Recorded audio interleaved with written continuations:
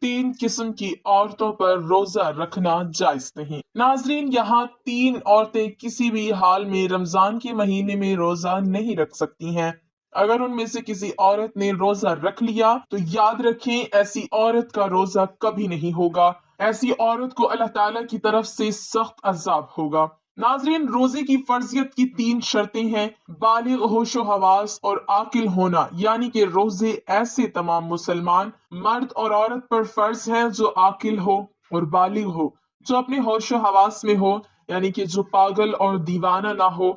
ऐसे तमाम मुसलमान औरत और मर्द पर रमजान के रोजे फर्ज हैं। अब इसके अलावा रोजे की फर्जियत अदा करने की दो शर्तें हैं: पहली सेहतमंद और तंदुरुस्त होना, और दूसरी महकम होना, यानी कि बीमार आदमी अपनी बीमारी की हालत में और मुसाफिर अपने सफर की हालत में रोजा छोड़ सकता है। यानी कि इन लोगों को रमजान के महीने में रोजा छोड़ने की इजाजत है। मगर याद रखें, अगर ऐसे शख्स रमजान के महीने में रोजा रखना चाहें तो वो रख सकते हैं, उनका रोजा कबूल हो जाएगा। लेकिन अगर ना रखें तो उनको कोई गुनाह भी नहीं होगा। यहाँ बाद में उन रोजों की कजा कर सकते हैं। लेकिन ये तीन औरतें ऐसी हैं जिनका रमजान के महीने में रोजा रखना हराम है, यानी कि इन तीन औरतों का रोजा रखना जायज नहीं है। अगर इन औरतों ने रमजान के महीने में रोजे रख लिया तो उनका रोजा तो किसी भी हाल में नहीं होगा, बल्कि उनको अल्लाह की तरफ से सख्त अजाब भी होगा। नंबर एक, सबसे पहली औरत वो है जो हैज की हालत में हो। ऐसी औरत का रमजान के महीने में रोजा रखना हराम है, मगर ऐसी औरतें बाद में कजा करें और रमजान के महीने में भूल कर भी रोजा ना रखे। अगर कोई औरत हैज की हालत में रोजा रख लेती है तो उसका रोजा कबूल नहीं होगा। हदीस शरीफ में है कि हालत हैज में औरत रोजा नहीं रखेगी और हैज की मुद्दत खत्म हो जाने के बाद उन पर उन दिनों के रोजों की कज़ा वाजिब है। जैसे कि हजरत आयशा सिद्दीका रज़ियल्लाहु ताला अन्हा फरमाती हैं कि हुजूर नबी अकरम सल्लल्लाहु अलैहि वसल्लम हमें हालत हैज से पाक होने पर रोजों का हुक्म फरमाते। इसके अलावा रोजे की हालत में अगर मगरिब से पहले पहले किसी भी वक्त औरत को हैज आ जाए तो उसकी वजह से रोजा फासद हो जाएगा और पाक होने के बाद उस रोजे की कजा लाजिम होगा, कजा रखना लाजिम होगा। जो औरत हैज़ो नफास की हालत में हो उसे खाना पीना चाहिए, यानी रोजेदारों की मुशाबिहत की वजह से तन्हाई में भी भूखी प्यासी ना रहे। अलबत्ता उसके बरक्स अगर हाइजा औरत दिन का कुछ हिस्सा गुजर जाने के बाद पाक हो गई तो अब दिन के बकिया हिस्से में खाने पीने से रुका रहना चाहिए। नंबर दो, नाजरीन, दूसरी औरत वो है जो नफास की हालत में हो। औरत के लिए नफास के अय्याम में नमाज पढ़ना और रोजा रखना शरन जायज नहीं, अलबत्ता इन अय्याम के रोजों की कजा लाजिम है, नमाज की कजा नहीं। नफास कितने दिन तक शुमार होगा और नमाज रोजे की कब कजा लाजिम है, इस सिलसिले में तफसील दर्ज झेल है। अगर किसी खातून के यहाँ पहली विलादत हो और नफास का खून 40 दिन मुकम्मल होने पर भी बंद ना हुआ हो तो उस सूरत में 40 दिन तो नफास के शुमार होंगे और उससे जायद अय्याम इस्तिहाजा के शुमार होंगे। उसके बाद इन अय्याम की हर नमाज के वक्त बावजू होकर नमाज अदा करना लाजिम होगा और इस्तिहाजा के दौरान औरत रोजा भी रखेगी। और अगर नफास का खून 40 दिन से बढ़ जाए और उस औरत के यहाँ पहले भी बच्चे की वलादत हुई है तो उस सूरत में उससे पहले बच्चे की पैदाइश के मौके पर जितने दिन खून आने की आदत है उतने दिन का खून नफास शुमार होगा और बाकी बीमारी का खून शुमार होगा। इन बाकी दिनों में रह गई नमाजों की भी कजा करनी होगी और रोजे जो छूट गए हों वो भी रखने होंगे। और अगर खून 40 दिन के अंदर अंदर बंद हो जाता है तो वो मुकम्मल अय्याम नफास के शुमार होंगे।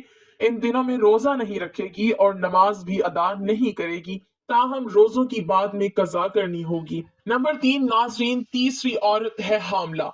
नाजरीन, ऐसी औरतों का रमजान के महीने में रोजा रखना हराम तो नहीं है, लेकिन ऐसी औरतों को रोजा छोड़ने की इजाजत है, यानी कि हमल वाली और अपने बच्चों को दूध पिलाने वाली औरतों को अगर अपने रोजे की वजह से अपनी या अपने बच्चे की जान जाने का खतरा हो तो ऐसी औरतों को इजाजत है कि वो रोजा ना रखे।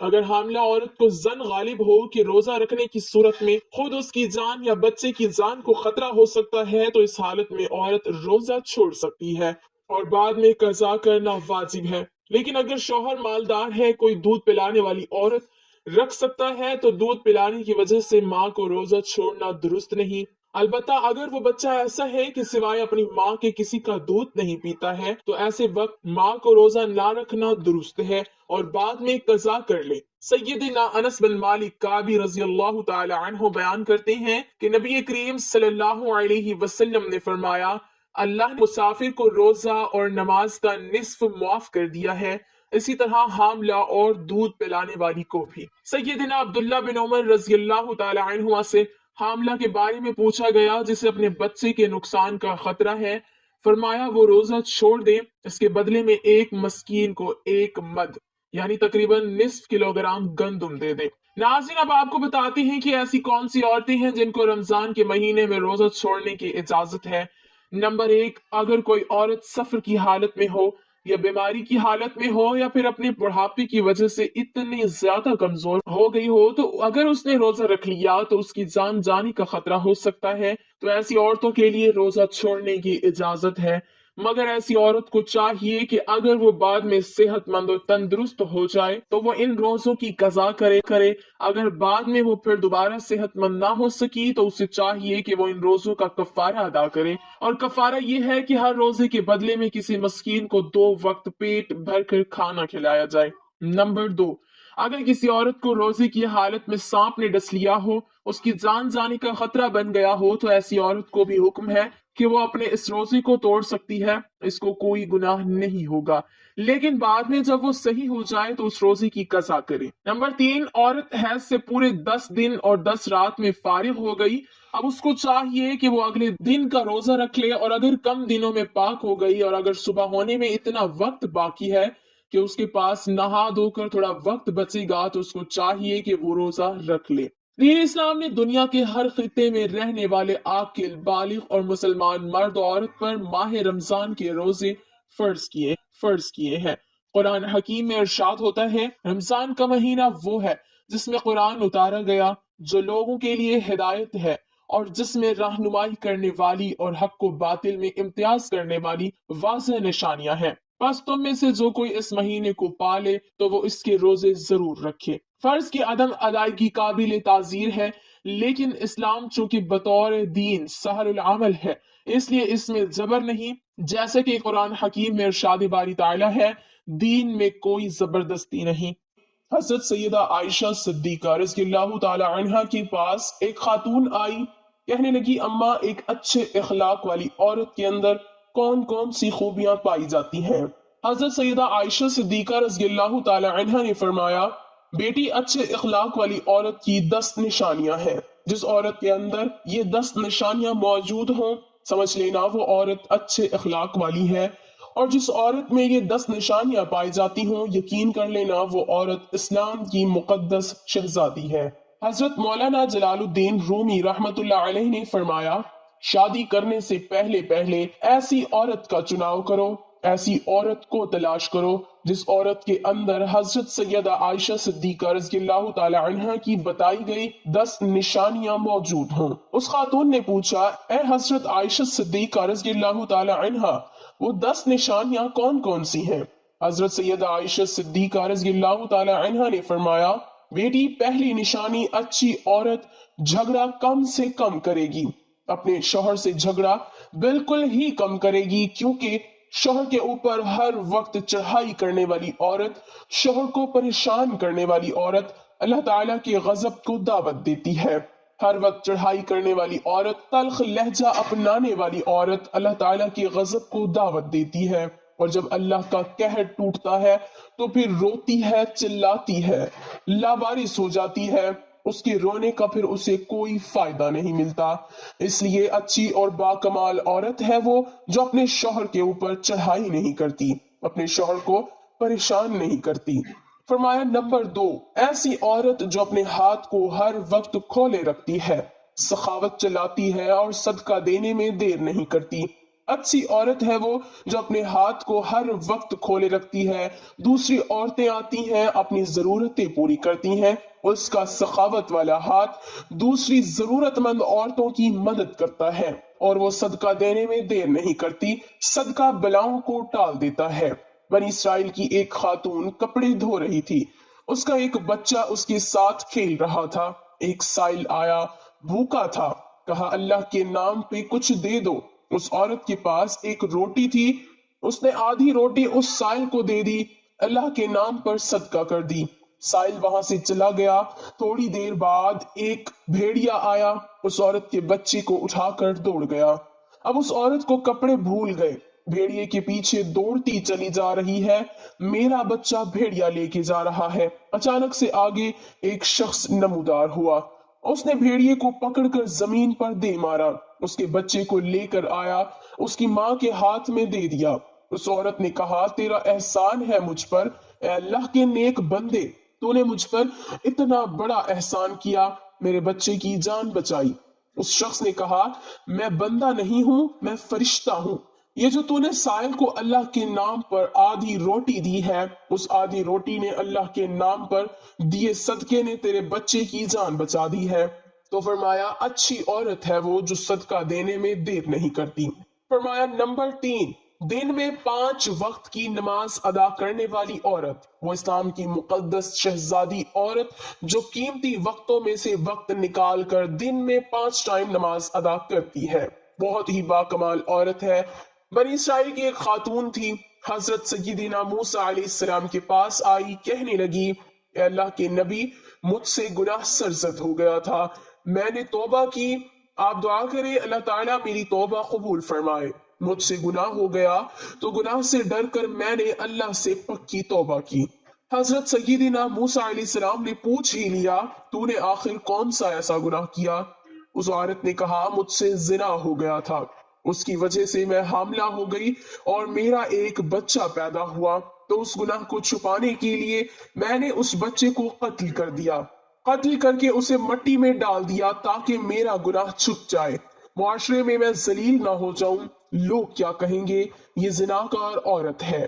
بس اپنے گناہ کو چھپانے کے لیے میں نے بچے کو قتل کر ڈالا۔